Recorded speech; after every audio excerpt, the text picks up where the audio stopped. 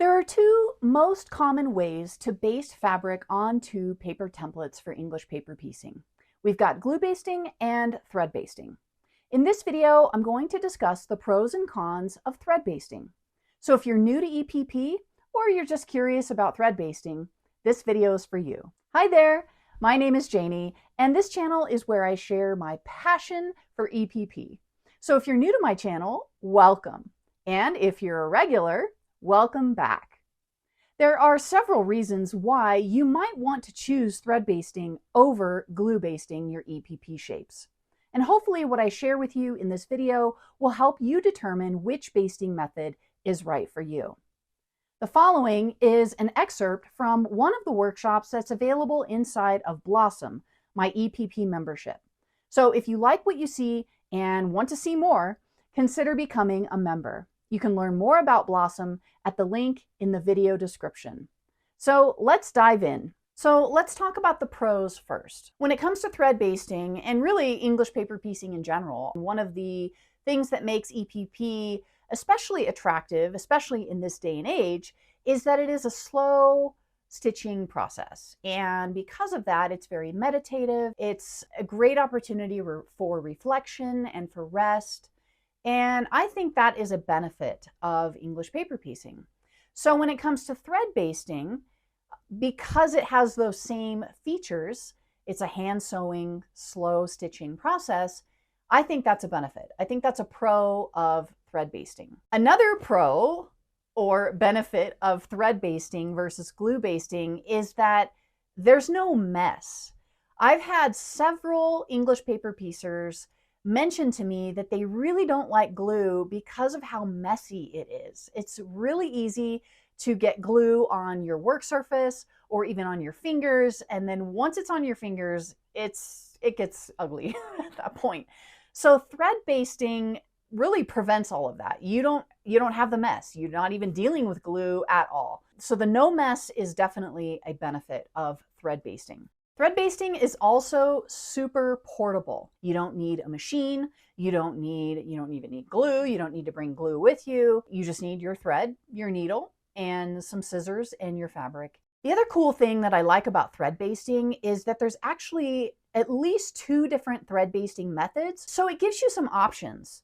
And depending on the size of your shapes or the narrowness or width of your shapes, you have a couple of options in terms of how you want to thread baste that, which I think is a plus.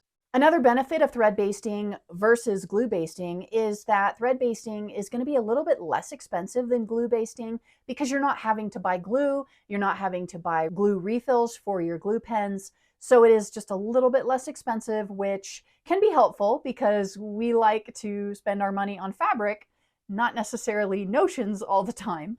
So that's another benefit of thread basting as well. Some of the negative or cons of thread basting include the fact that it might take just a little bit longer to thread baste than glue basting. When it comes to glue basting, really you're just putting a line of glue down and then folding your fabric over. Thread basting can take a little bit longer because it's just a little bit more fiddly.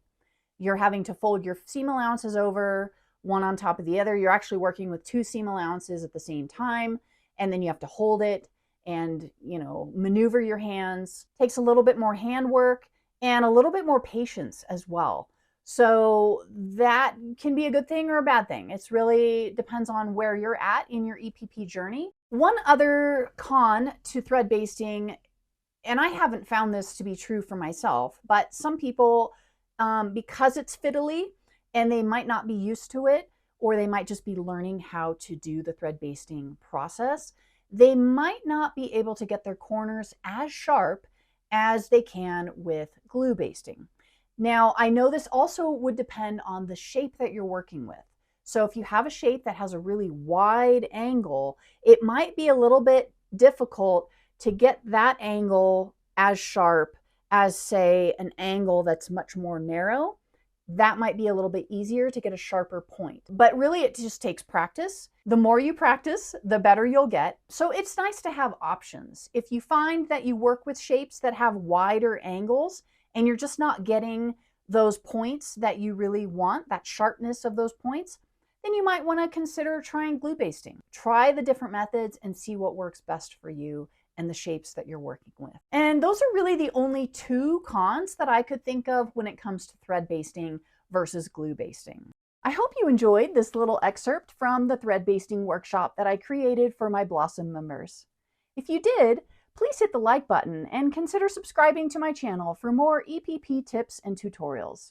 If you'd like to learn more about Blossom and how you can become a member of our amazing community, visit the link in the description. Thanks for watching, and I'll see you next time.